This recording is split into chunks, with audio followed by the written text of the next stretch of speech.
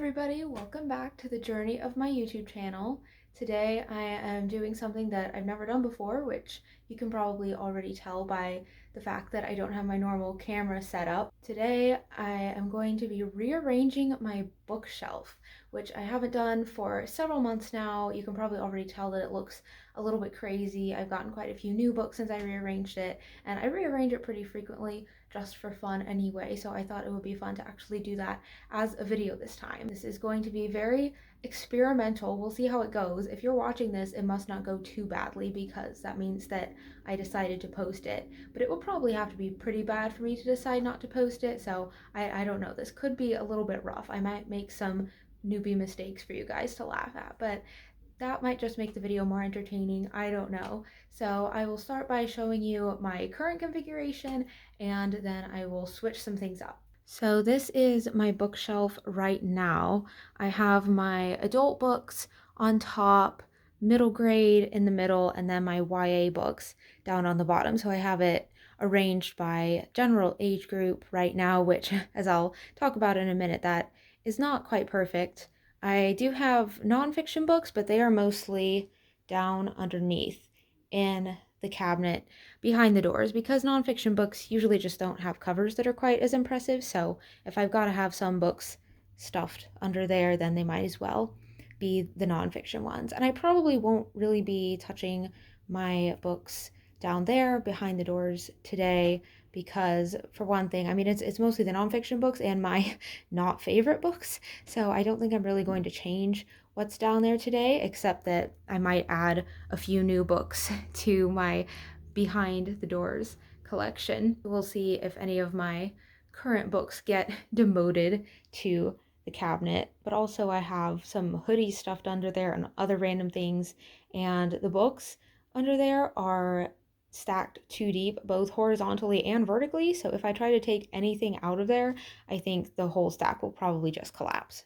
So for my adult books, I arrange them in chronological order. So I start with my really old novels here. Pilgrim's Progress is not really a kid's book. Sometimes it gets treated like one. It is technically more of an adult book. It's great for kids, but it does bug me just a little bit when people act like Pilgrim's Progress is a kid's book, but that's fine.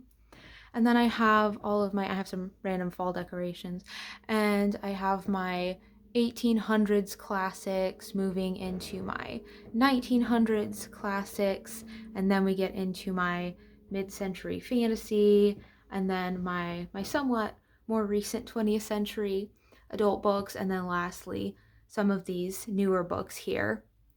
The Star That Always Stays is definitely a middle grade book, so I'm not entirely sure why I put it there, except just I guess that's where I had space for one more book. And then here's my middle grade shelf, which is in the middle, not because of the term middle grade, but just because this is the shelf that really shows up the most in my videos. I'm short enough that it's kind of eye level for me, and a lot of my favorite books are middle grade, so I wanted them to be on the most obvious visible shelf. So here's where I've got, Narnia, my Lord of the Rings display, despite the fact that those are more adult books. They're not really middle grade, but again, this is the most visible shelf. But that is one thing that I want to change because they're covering up some good books. Like City of Ember is back there, 100 Cupboards is back there, Mysterious Benedict Society is back there. You can't really see that at all. So I do want to make those books more visible. And then over here, of course, I have all my Wingfeather Saga books. I've got some really old Frank Peretti, Cooper Kids adventures, The Rise and Fall of Mount Majestic, which I still have not read since getting my own copy. I need to reread that now that I actually own it. And this one, which is YA, but it's on my middle grade shelf because I was waiting for a spot to put it in on its proper shelf. So I think you can kind of see why I want to rearrange this bookshelf. It's getting a little crazy. Oh, and there's my bookshelf, my bookshelf collection. There's my bookmark collection. And then last and kind of least is my YA section. I say least because I evidently kind of have the fewest YA books, and I don't read as much YA as I used to anymore, but I still have some really good books down here. These are also chronological, and the middle grade ones were as well, in case you didn't notice, but it's chronological to publishing order. So I start out with my Shannon Hale books, which are so fantastic. and then Mistborn. Both of those kind of came out before YA was what YA is now, and then The Hunger Games, which is like the most YA of YA books. And please don't hurt me for putting Stormlight Archive down here with the YA books. It was closer to being YA than my other adult books, and I did not have space for it on my adult shelf. So it is down here like a YA series. I know it's really not, but again, this is why I'm rearranging the bookshelf. And then I have quite a few books from Enclave Publishing here. I have my super rare proof copy of Wolf Soldier, so that's kind of fun. And I have this book that I beta read for. And then these are my library books. It's very unusual for me to only have 2 library books. I just ordered a bunch more that I should be getting soon. I also have a few more books in other places. This is essentially my sci-fi series spot, my overflow for sci-fi books.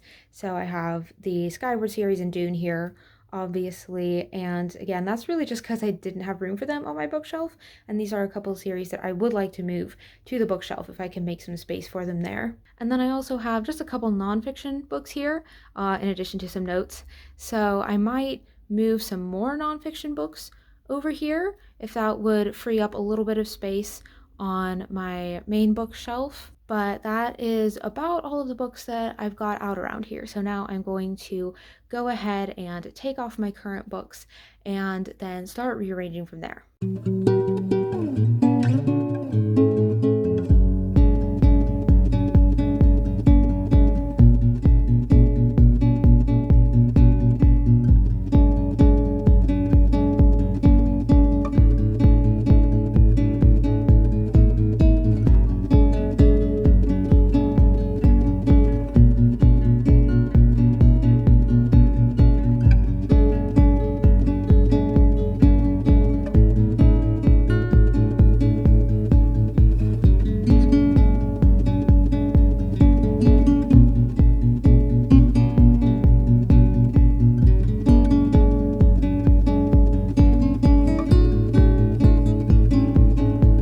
Took a lot longer than I expected. I attempted several things and then I had to retry them because they weren't quite working. I didn't quite have space or whatever, but I'm pretty happy with the result. I won't be surprised if I switch around a few more things later just as I look at it more and get more used to it, but I think this looks much cleaner and I feel better about the books that I have with each other, even though I did stretch a few things, as I will show you here in just a minute.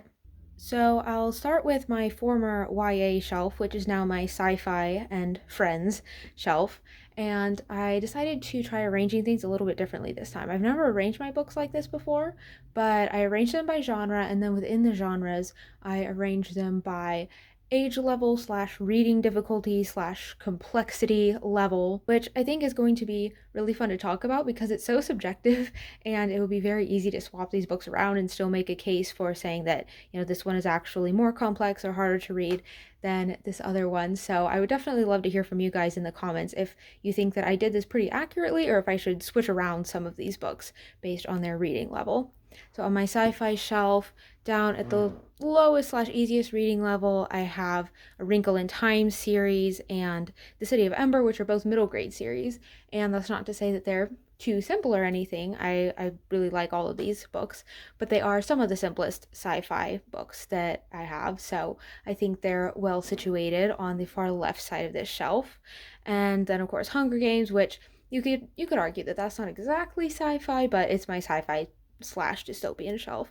Same thing with the Out of Time series. It's more dystopian. It's not hard sci-fi or anything, but these are both YA series. And then Skyward is also YA, but it's a little bit longer. It's a little bit more complex. It has some more hard sci-fi type elements, so that's why I put that above those. And then the Electrical Menagerie starts my adult sci-fi section, which that is such a fun book. And I have my Frank Peretti here, which is a stretch, but this was where I had space. Frank Peretti's books are supernatural thrillers, so they're more along the lines of what could be considered fantasy, I guess, but they physically fit here well, and I'm fine with how they fit thematically too. my H.G. Wells collection, Orson Scott Card, and Dune, I think not surprisingly at the top of the complexity level for a sci-fi series. And then these books along the top are not really sci-fi, but they're the closest that I have to sci-fi, and this was the only place that I had room.